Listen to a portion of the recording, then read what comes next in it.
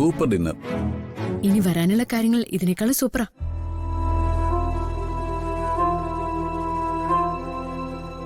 ഇവിടെ പേര് കേട്ട ഒരു കാമാക്ഷിയമ്മൻ കോവിലുണ്ട്. മോള ക്ഷേത്രത്തിൽ പോയിട്ടുണ്ടോ? ആ, 1-2 തവണ പോയിട്ടുണ്ട്. അവിടെ ദേവിക്കൊപ്പം കാമദേവൻ കുടിയിരിക്കുന്നു എന്നാണ് വിശ്വാസം. ഏറ്റവും കൂടുതൽ തിരുനടയിൽ പ്രാർത്ഥിക്കുന്നത് ദീർഘമംഗലം ആഗ്രഹിക്കുന്ന ദമ്പതിമാരാ. അതിൽ പ്രായമായവരും ചെറുപ്പക്കാരും പുതുതായി കല്യാണം കഴിച്ചു വരുന്നവരും എല്ലാവരും ഉണ്ട്. അവർക്ക് വേണ്ടി ഒരു പ്രത്യേക പൂജയുണ്ട് അവിടെ. അതെന്താ? ഇവിടെ ഒരു താലി ചാർത്തൽ ആചാരമുണ്ട്. അതാണ് ഈ അമ്പലത്തിന്റെ ഒരു പ്രത്യേകത. ദമ്പതിമാർക്ക് വേണ്ടിയുള്ള ഒരു താലി ചാർത്തൽ പൂജ. ദമ്പതിമാർക്കുണ്ടല്ലോ താലി ചാർത്തലോ?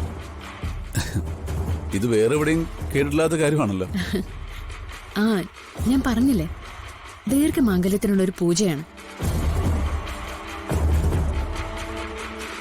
ഇപ്പോ നിങ്ങളാണ് പൂജ നടത്തുന്നിരിക്കട്ടെ. പുതിയ താലി അല്ല കെട്ടുന്നത്. സമൃദ്ധിയുടെ കഴുത്തിൽ കിടക്കുന്ന ഈ താലിമാല അഴിച്ചു പൂജിക്കാൻ കൊടുക്കും. പൂജിച്ച ശേഷം വീണ്ടും കഴുത്തി കിട്ടും. അത്രേ ഉള്ളൂ.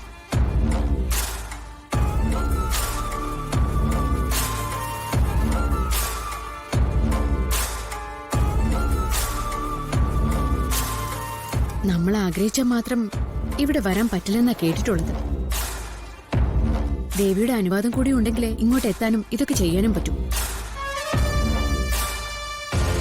അങ്ങനെയാണെങ്കിൽ ഈ പൂജ നടത്താൻ പറ്റിയ അത് നമ്മുടെ വലിയ ഭാഗ്യം തന്നെയായിരിക്കും.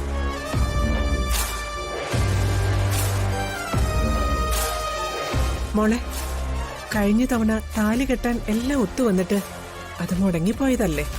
ഒരുപക്ഷെ അന്നത് നടക്കാതെ പോയത് ഇപ്പൊ ഇവിടെ വെച്ച് നടക്കാനായിരിക്കും.